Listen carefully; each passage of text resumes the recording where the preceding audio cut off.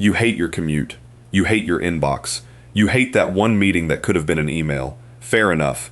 Now let me introduce you to a job that existed for centuries, was completely legal, moderately profitable, and involved collecting other people's urine for a living. Welcome to ancient Rome, where that job was real, and where it wasn't even close to the strangest one on offer. For most of human history, work was not just hunting mammoths and gathering berries. Once societies got complex enough, they generated an entire ecosystem of oddly specific, sometimes deeply unpleasant professions. And the honest truth is, specialization like this shows up far earlier and far weirder than people assume. Let's start with the job that sounds like a joke, but absolutely was not. In ancient Rome, public latrines were common, and human urine, it turns out, was valuable. It contains ammonia, which happens to be an excellent cleaning agent.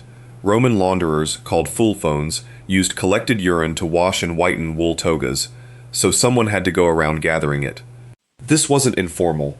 It was organized enough that the Emperor Vespasian put a tax on it, according to the Roman historian Suetonius, giving rise to the old line, "Money doesn't smell," supposedly Vespasian's response when his son complained about taxing something so undignified. Here's where it gets interesting. An entire trade, legally regulated, taxed by the government, built around a substance most people today wouldn't touch with gloves on. And this wasn't a fringe operation. Fullers had their own guild. Urine collection had its own supply chain. There was demand, there was pricing, there was, presumably, somebody who was really good at their job and somebody who wasn't. Let's zoom out for a second, because the wit here is doing something serious. This tells you specialization in ancient economies wasn't just about food and shelter. It was about services nobody else wanted to provide, priced accordingly, and normalized enough that nobody blinked twice. Stay with me, because it gets stranger the further back you go. Rewind roughly 100,000 years to Blombos Cave on the southern coast of South Africa. Archaeologist Christopher Henshilwood's excavations there uncovered what looks like a dedicated ochre processing workshop. Grinding stones, abalone shell containers used like mixing bowls, and residue suggesting the deliberate production of a red pigment compound. This is genuinely one of the oldest known examples of a specialized production process. Someone, or some small group, wasn't just grinding rock for fun. They were producing a substance, likely for symbolic or decorative use, with dedicated tools and a repeatable process. That's not a hobby. That's early industry, at 100,000 years old, long before agriculture, long before cities, long before anything resembling a modern economy. The pattern here is worth naming directly. Anthropologist Robin Dunbar's work on social complexity suggests that once a group gets large and organized enough, it can support roles that aren't strictly about hunting and eating, a pigment specialist. A toolmaker. Eventually, a person whose entire job is managing other people's grief, or waste, or ritual obligations. Specialized labor isn't a byproduct of civilization. In a real sense, it's evidence that civilization, in some early social form, was already underway. Let's talk about grief, because ancient societies apparently decided some emotions needed professional help. In ancient Egypt, funerals for anyone of status often included hired mourners, sometimes called wailing women, documented in tomb paintings and surviving texts. Their entire job was to grieve, loudly, publicly, and convincingly, at someone else's funeral, tearing clothes, wailing, throwing dust on their heads. This wasn't seen as fake or disrespectful. It was a marker of the deceased's importance. The louder and more elaborate the mourning, the higher the status of the person who died. A near-identical role shows up in ancient Mesopotamia. Cuneiform temple records describe gallu priests, whose ritual function included formalized lamentation, essentially professional chanting and weeping during religious ceremonies. Two separate ancient civilizations, independently, decided that grief was important enough and difficult enough to perform convincingly on command that it deserved its own specialized role. Here's the part almost nobody mentions. This wasn't emotional labor in the modern, watered-down sense. This was literal emotional labor, as an actual job title.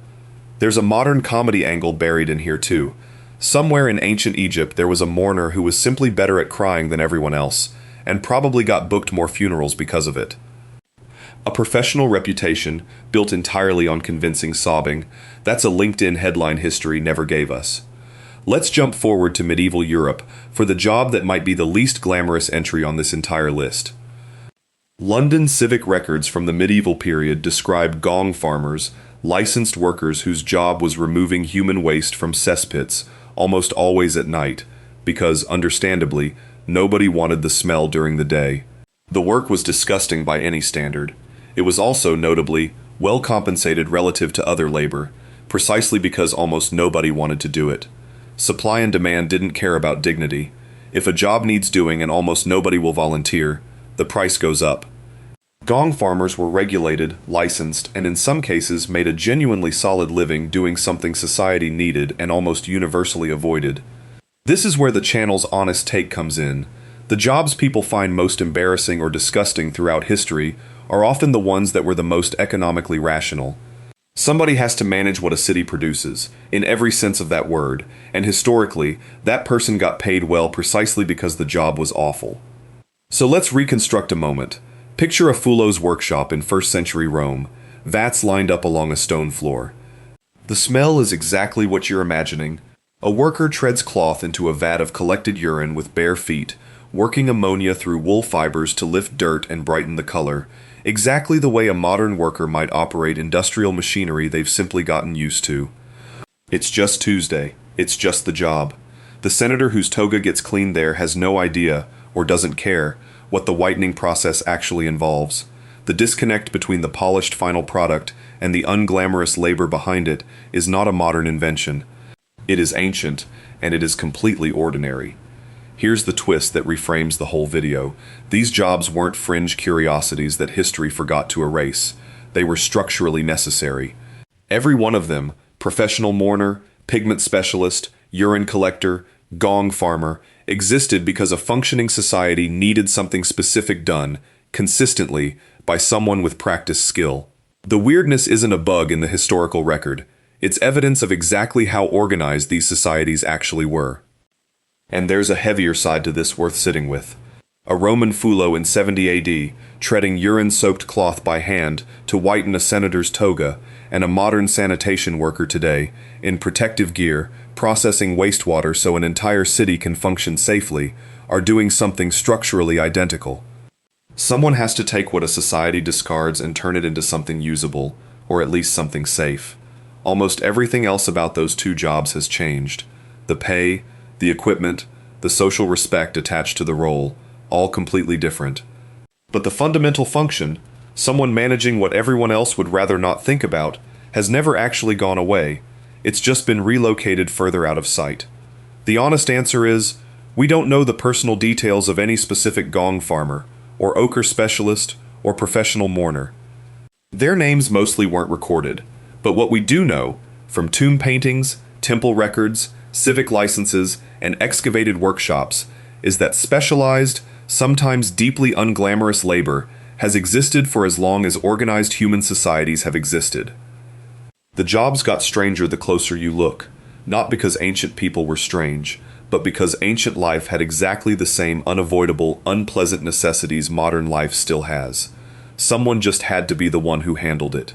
Which maybe puts your own job in a slightly different light.